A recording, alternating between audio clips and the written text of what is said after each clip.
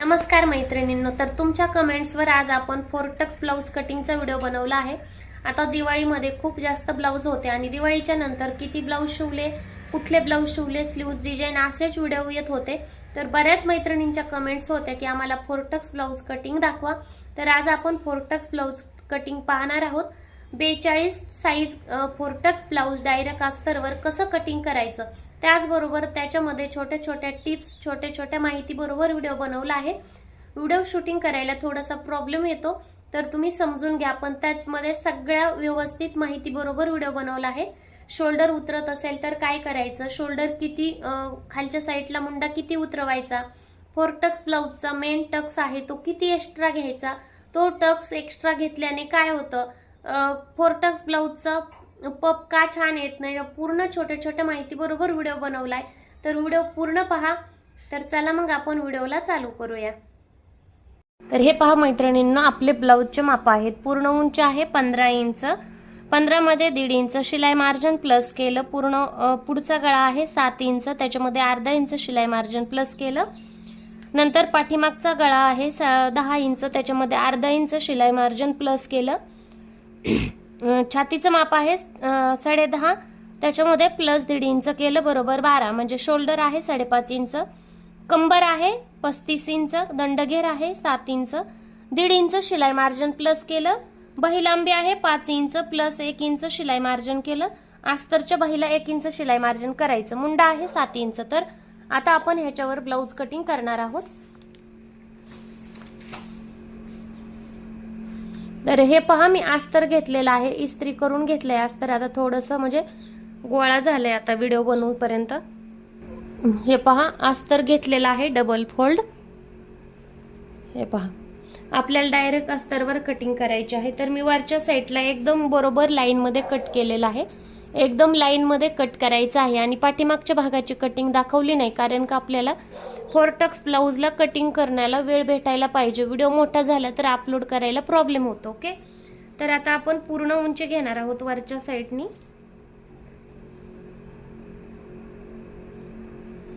हे पहा, 15 इंच पूर्ण उंची आहे, त्याच्यामध्ये 1.5 इंच शिलाई मार्जिन प्लस केलं। हे पहा, 1.5 इंच शिलाई मार्जिन प्लस केलं। शिलाई मार्जिन पासून एक आपल्याला सरळ लाईन ओढायची अशा प्रकारे। ही आपली पूर्ण उंची आहे। तर मी पुढचा गळा टाकला फोरटक्सला। लक्षात द्या, छोटी छोटी माहिती आहे मैत्रिणींनो। तर पुढचा गळा टाकला मी 7 इंच, अर्धा इंच शिलाई मार्जिन म्हणजे 7.5 इंच। गळा आपल्या आवडीनुसार कमी जास्त ठेवू शकता। ओके, गळा रुंदी टाकली 2.25 इंच, कारण का आपल्याला डिपनेक बनवायचा आहे। गळा रुंदी 2.25 इंच टाकली, तुमच्या आवडीनुसार तुम्ही 2.5 इंच बी घेऊ शकता। ओके, तर आता आपल्याला शोल्डर टाकायचंय। शोल्डर आहे 5 इंच। ओके, शोल्डर आहे 5 इंच। तर शोल्डर टाकलं, तिथून खाली आपल्याला मुंड्याचं माप टाकायचंय, पण अर्धा इंच खालच्या साईडला घ्यायचं मुंडा। ही शोल्डर उतरू नये म्हणून ही पद्धत आहे, खूप छान पद्धत आहे, एकदा ट्राय करून पहा। तर हे पहा, आपण जिथून अर्धा इंच खालच्या साईडला घेतलं होतं तिथून खाली आपल्याला मुंडा टाकायचा आहे। जे मुंड्याचं माप आहे, मुंड्याचं माप आहे 7 इंच, सॉरी 6.5 इंच मुंड्याचं माप आहे। म्हणजे आपण पाठीमागचा मुंडा 6.5 इंच घेतला, तर पुढचा मुंडा 7 इंच घ्यायचा आहे, म्हणजे अर्धा इंच एक्स्ट्रा घ्यायचा। आणि हा जो अर्धा इंच एक्स्ट्रा घेतलेला आहे आपण, तो आपल्याला पुढच्या गळ्यात मिळवायचा आहे। अशा प्रकारे क्रॉस मध्ये शोल्डर, ह्याला शोल्डर उतरवणे म्हणतात। शोल्डर जर उतरवलं नाही तर पुढचा गळा म्हणजे शोल्डर उतरतं किंवा शोल्डर लूज पडतं किंवा चुन्या पडतात मुंड्यामध्ये, बरेच प्रॉब्लेम येतात। फक्त हा अर्धा इंच शोल्डर उतरवलं तर प्रॉब्लेम येत नाहीत। ओके, तर आता आपण जिथं मुंडा घेतला होता तिथून आपल्याला छातीचं माप टाकायचं आहे। छातीचं माप जसं की मी सांगितलं होतं 42 साईज, 42चा चौथा भाग म्हणजे 10.5 इंच। तर आपल्याला इथं 10.5 इंचावर एक डॉट द्यायचा। 10.5 पासून आपल्याला 1.5 इंच शिलाई मार्जिन ठेवायचं आहे। हे पहा, 1.5 इंच शिलाई मार्जिन। तर शिलाई मार्जिन दिल्यानंतर मुंड्यातून आपल्याला 1-1.5 इंचावर खून करायची आहे। पुन्हा नंतर 2 लाईन म्हणजे अर्धा इंचाला एक लाईन आतल्या साईडला घ्यायचा आहे मुंडा।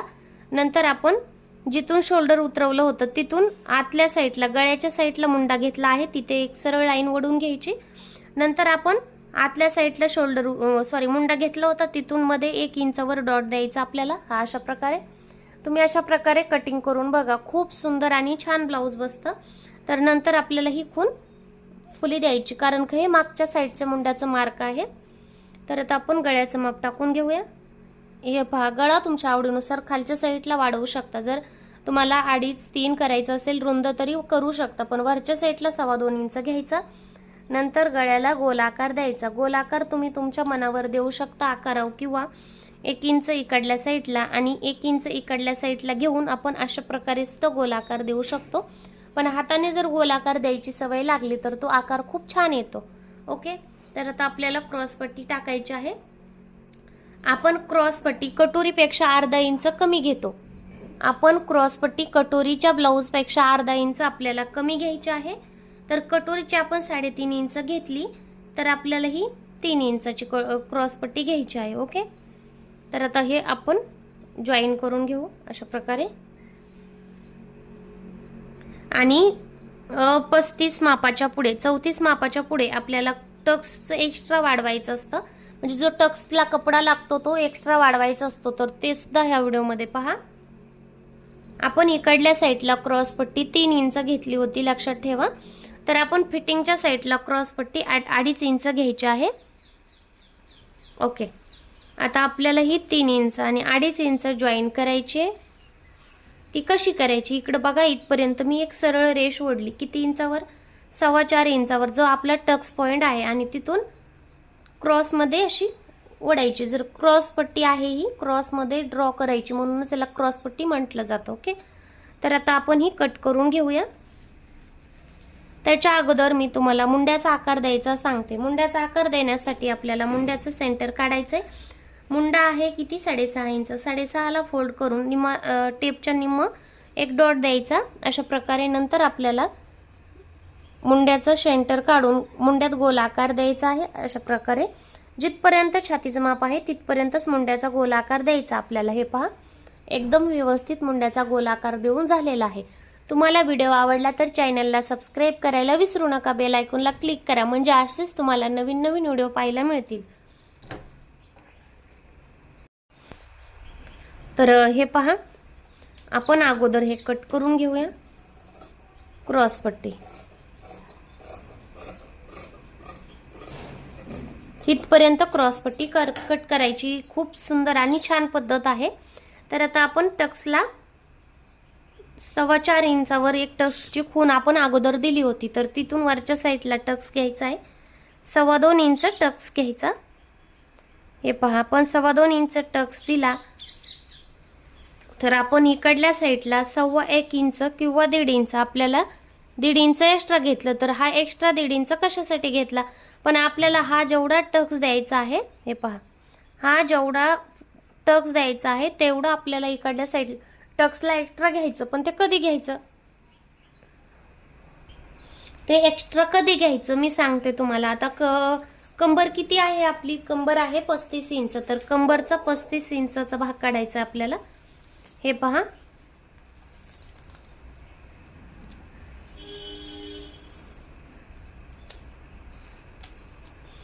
कंबरला 35चा चौथा काढला आपण, तर 8.25 आला. तर 8.25 नाही, आपण 9 घेणार.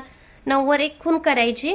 तिथून आपल्याला 1.5 इंच शिलाई मार्जिन ठेवायचं. ओके, 1.5 इंच शिलाई मार्जिन ठेवल्यानंतर आपण टक्साचं माप घ्यायचं.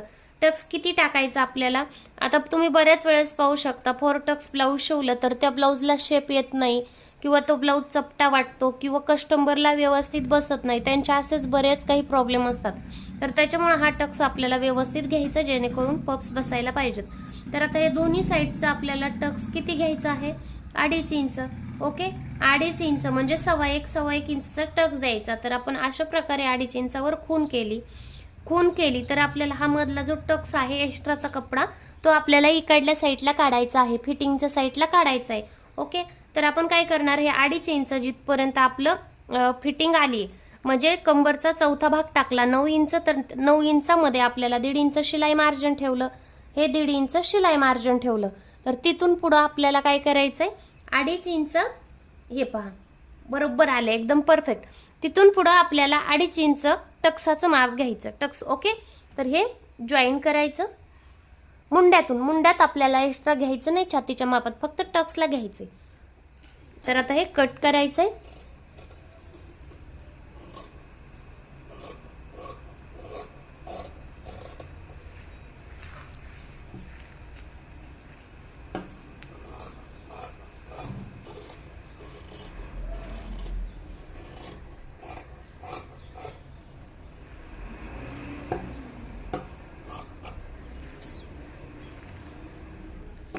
शोल्डर उतरवलं होतं तिथून कट करायचं, नंतर गळा कट करायचा. आता बऱ्याच मैत्रिणींना प्रश्न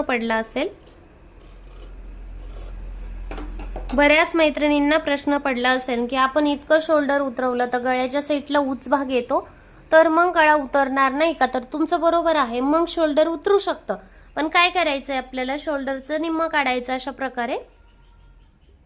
हे पहा, शोल्डरचं निम्म अशा प्रकारे काढायचं, खून करायची. नंतर आपल्याला फक्त शोल्डरचा निम्माच गळा क्रॉस कट करायचा आहे. हे पहा अशा प्रकारे. ही खूप सोपी पद्धत आहे आणि खूप छान सुद्धा. हे पहा अशा प्रकारे कसलाच शोल्डर उतरत नाही. ओके, आता हे झालं आपलं कटिंग. टक्सचं माप सांगते तुम्हाला. टक्स आपण अशा प्रकारे देणार. आता टक्स मी 1चं टक्स माप सांगितलं. ह्या टक्सवरून आपल्याला बाकीचे टक्स काढायचे आहेत. कसे? 1 इंच वरच्या साईडला घ्यायचं, त्या टक्सपासून 1.5 इंच मुंड्याच्या साईडला खून करायची, नंतर साईडला सुद्धा 1.5 इंच आणि हुकपट्टीच्या साईडला सुद्धा 1.5 इंच. तर आपण फक्त हाच 1 इंच टक्स घेतलेला आहे. हा घेतला 1.5 इंच, हा घेतला 1.5 इंच आणि हा घेतला 1.5 इंच. पण बाकीचे तिन्ही टक्स आपण 1.5 इंचावर घेतले. तर नंतर फिटिंगच्या साईडला आपल्याला 1 इंच वरच्या साईडला घ्यायचा आहे आणि हा जो टक्स आहे आपण घेतलेला तो, हे पहा हा टक्स आहे हो, मिक्स करायचा हो. हे पहा हा जो टक्स आहे तो मुंड्यात मिळवायचा. मुंड्यात मिळवल्यानंतर आपल्याला अशा प्रकारे 1/2 इंच टक्स द्यायचा आहे, हा एक्स्ट्राचा नाही. आणि हा द्यायचा आहे अशा प्रकारे, दोन्ही कपडा मिळून 1/2 इंच. हा द्यायचा आहे 1.25 इंच, सॉरी 1.25 इंच, 1.2.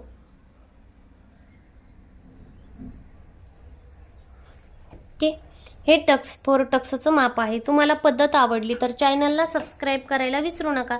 आणि जर मी पूर्ण ह्याच्यात बॅक साईड स्लीव्ज किंवा आणखीन काही वेगळी कटिंग जर सांगितली असती तर काय झालं असतं, व्हिडिओ डिटेलमध्ये मला शूटिंग करायला जमला नसता, प्रॉब्लेम आला असता. म्हणून मी फक्त एवढीच कटिंगचा व्हिडिओ बनवत आहे. तुम्हाला जर कटिंग आवडली तर चॅनल सबस्क्राईब करा, बेल आयकॉनला क्लिक करा आणि त्याचबरोबर कमेंटमध्ये सांगा की तुम्हाला दुसरा कुठला व्हिडिओ पाहायला मिळेल. तर चला मग बाय, भेटूया नवीन व्हिडिओमध्ये.